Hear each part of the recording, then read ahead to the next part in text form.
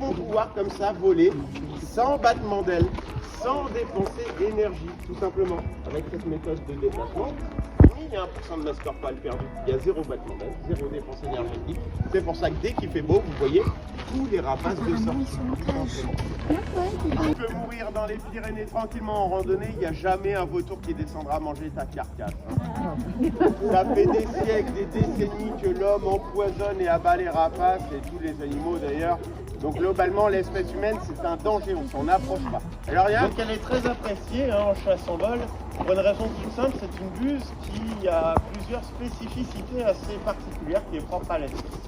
La première, c'est que c'est une buse qui est parfaite pour apprendre.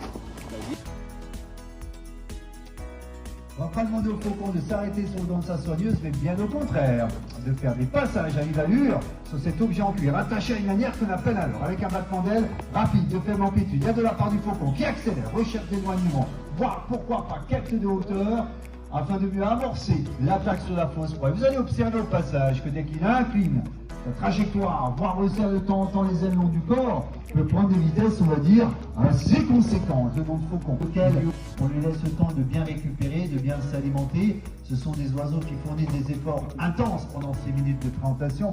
Ils ont des régimes d'athlètes de haut niveau. Qui plus est, dans le vocabulaire de la fauconnerie, on dit que soigneuse fait courtoisie à son oiseau de proie.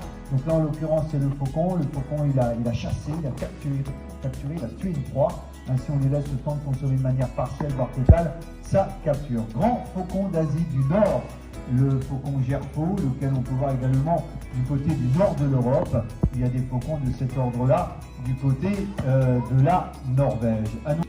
Un oiseau, ce pigare stellaire qui vit dans l'extrême nord de l'Asie, que l'on peut voir jusqu'à cette presqu'île du Kamtchatka, et qui, quand la mauvaise saison arrive, c'est-à-dire l'automne, peut tout à fait aller migrer du côté du Japon, voire de la Corée, pour passer l'hiver, on va dire, dans des climats un tout petit peu plus doux. Corps et autres funambules, qui sont souvent à la recherche de leur équilibre, puisqu'il faut savoir que pour pouvoir se diriger, eh bien, ces aigles bateleurs vont tanguer d'une aile sur l'autre, comme s'ils étaient à la recherche de cet équilibre. En fait, le tangage compense le fait qu'ils soient quasiment dépourvus de queue. La queue qui sert chez les rapaces de gouvernail. Les oiseaux qui se nourrissent de petits rongeurs, mammifères, insectes, reptiles, ils peuvent tenir volontiers compagnie au vautour sur les cadavres d'animaux. Ils peuvent faire des parties plutôt colorées. Ils peuvent faire des rotations sur eux-mêmes de l'ordre de 360 degrés. On peut remercier les aigles batteurs, évidemment les 4 personnes qui les ont parfaitement fait évoluer.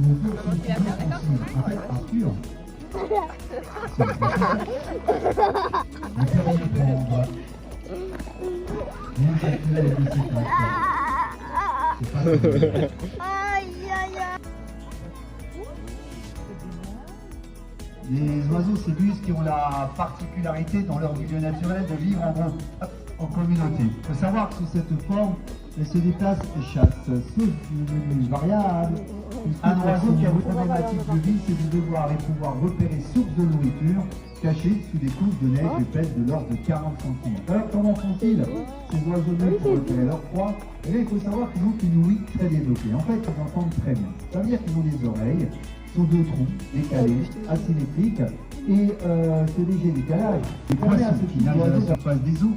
Et on peut en voir en Alaska, mais également en Floride, en passant par la Colombie-Britannique. Il paraîtrait même qu'il y aurait donc de ces pigargues à tête blanche au cœur de la ville de New York en plein hiver. Un oiseau justement que vous devriez connaître, puisqu'en 1789, les États-Unis d'Amérique ont choisi pour emblème. En effet, on peut voir l'effigie de celui-ci sur les armoiries des présidents des États-Unis, mais également sur le bas des astronautes ou encore sur le drapeau américain et autres billets verts, le dollar américain. Alors il est quand même, on le voit, plutôt costaud, massif, puissant, 2 mètres 20 d'envergure, 3 kg de son à peu près.